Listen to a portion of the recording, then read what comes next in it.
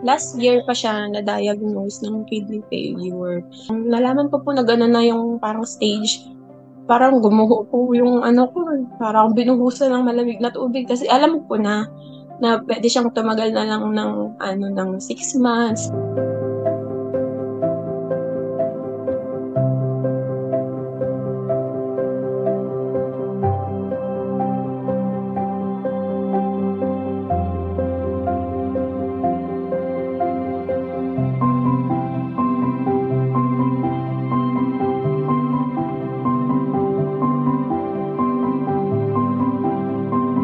Sabi ko, "Ani, puwede bang sa isang taon na puro tusok ka ng karayom, puro suwero, balik-balik." Sabi, "Ang dami mo ng pinagdaanan, puwede bang sa pag-aalis ka na gusto ko ba yung parang natutulog ka lang, yung hindi kita makikita na naghihingalo."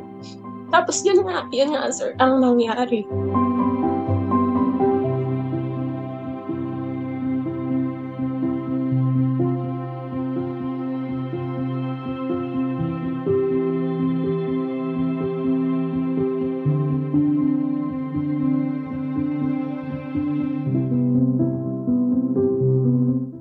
Kung may magagawa lang yung pagmamahal mo para lugtungan yung buhay niya, siguro buhay pa po siya ngayon yun. Kasi sa na-realize ko na kahit anong pagmamahal mo, kahit anong alaga mo, wala. Maiksi lang talaga ang buhay po nila.